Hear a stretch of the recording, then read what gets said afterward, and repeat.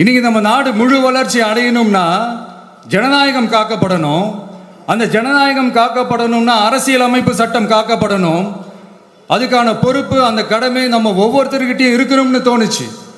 அந்த பொறுப்போடும் அந்த கடமையோடும் தான் இதை நான் ஆணித்தரமாக சொல்கிறேன்.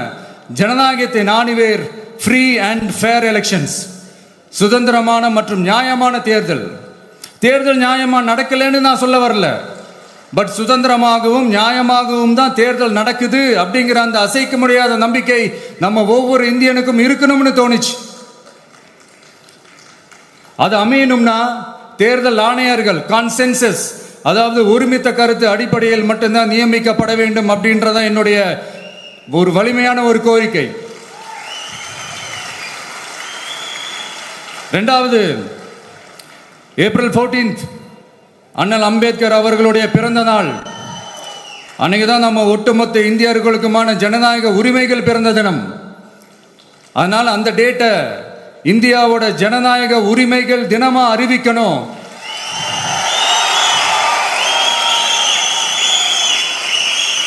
அப்படின்றத என்னுடைய இன்னொரு தாழ்மையான ஒரு வேண்டுகோள். அது இந்திய ஒன்றிய அரசிடம் நான் முன்வைக்கிறேன்.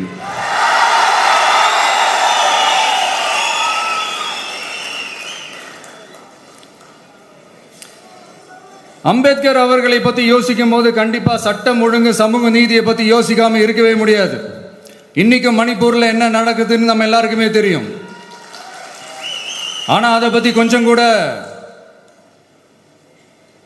அதை கண்டுக்காம ஒரு அரசு மேல இருந்து நம்மளை ஆண்டுகிட்டு இருக்கு.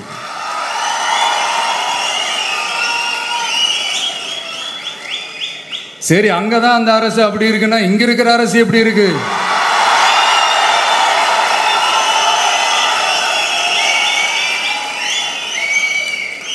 இங்க நம்ம தமிழ்நாட்டில் வேங்கை வயல்னு ஒரு ஊர்ல என்ன நடந்துச்சுன்னு நம்ம எல்லாருக்குமே தெரியும். சமூக நீதி பேசுற இங்க இருக்கிற அரசு அதுக்கு எந்த விதமான ஒரு நடவடிக்கை எடுத்த மாதிரியே எனக்கு தெரியலையே. இவ்வளவு காலங்கள் தாண்டி, இத்தனை வருஷங்கள் தாண்டி ஒரு துரும்ப கூட கிள்ளி போடலையே. அதுதான் இதெல்லாம் இன்னைக்கு அம்பேத்கர் அவர்கள் இன்னைக்கு பார்த்தாருன்னா வெக்கப்பட்டு தலை குனிஞ்சு போவார்ல. கரெக்டு, நம்ம நடக்கிற பிரச்சனைகள், நடக்கிற கொடுமைகளுக்கெல்லாம் நம்ம குரல் கொடுக்கணும். ஆனால் நடக்கிற பிரச்சனைகள் ஒன்னா ரெண்டா, பெண் குழந்தைகளுக்கு எதிரா, பெண்களுக்கு எதிரா, ஏன் மனித உயிர்களுக்கு எதிரா, இதெல்லாம் நம்ம பார்க்குறோம், படிக்கிறோம், மற்றவங்க கிட்ட இருந்து கேட்டு தெரிஞ்சுக்கிறோம். இதுக்கெல்லாம் ஒரு நிரந்தரமான ஒரு தீர்வு என்ன தெரியுமா? ரொம்ப சிம்பிள் தான். நம்ம தமிழ்நாட்டு மக்களுக்கு தேவையான அடிப்படை வசதிகளை பாதுகாப்புடன் முறையாக முழுமையாக அளிக்கும், மக்களை உண்மையாகவே நேசிக்கிற ஒரு நல்ல அரசு.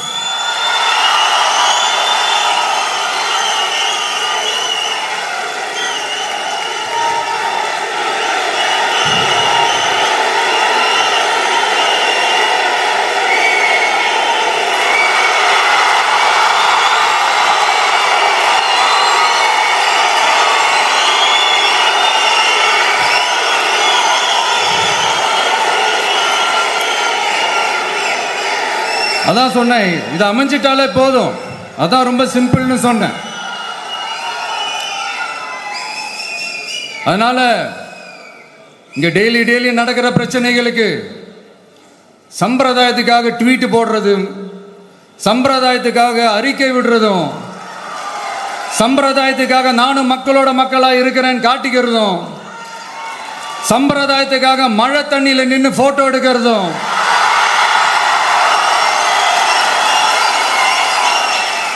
எனக்கு அதுல கொஞ்சம் கூட உடன்பாடே இல்லை. பட் என்ன பண்றது, நம்மளும் சம்பிரதாயத்துக்காக சில நேரத்தில் அந்த மாதிரி செய்ய வேண்டியதா போயிடுது. அதாவது என்ன சொல்ல வரேன்னா, மக்களோட உரிமைகளுக்காகவும் அவங்களோட உணர்வு பூர்வமாக இருக்கணும். என்ன ஒவ்வொருத்தரும் அவங்க குடும்பத்தில் ஒருத்தனா நினைச்சிட்டு இருக்கிற அவங்க தமிழ்நாட்டில் அவங்களுக்கு எங்க என்ன பிரச்சனை நடந்தாலும் அவங்களோட உரிமைகளுக்காகவும் அவங்களோட உணர்வு பூர்வமாக இருப்பேன். எப்பவுமே அப்படிதான் இருப்பேன்.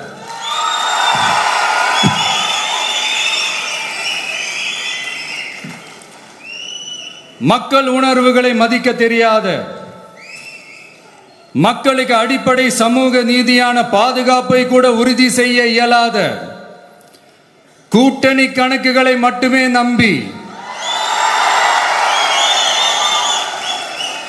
இருமாப்புடன் 200 வெல்வோம்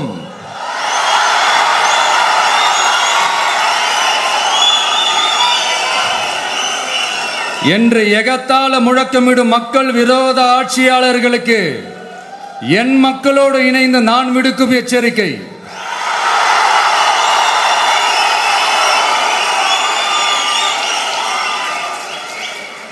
நீங்க உங்களோட சுயநலனுக்காக பல வழிகளில் பாதுகாத்து வரும் உங்கள் கூட்டணி கணக்குகள் அனைத்தும்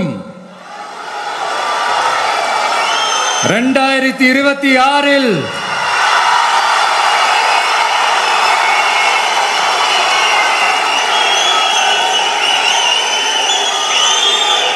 மக்களே மைனஸ் ஆக்கி விடுவார்கள். மக்களே மைனஸ் ஆக்கி விடுவார்கள். மக்களே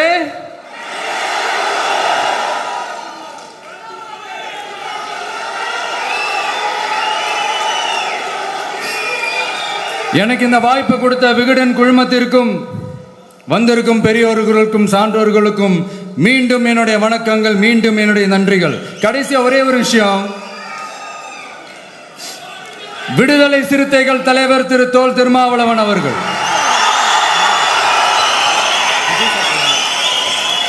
அவங்களால இன்னைக்கு வர முடியாம போச்சு.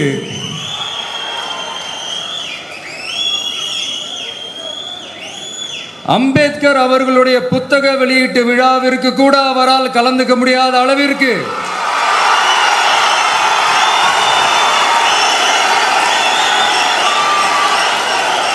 கூட்டணி கட்சிகள் சார்ந்து எவ்வளவு பிரஷர் இருக்கும் என்று என்னால் யூகிக்க முடிந்தாலும்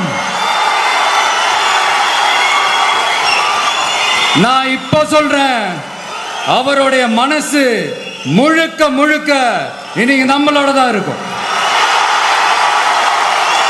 நன்றி, வணக்கம்.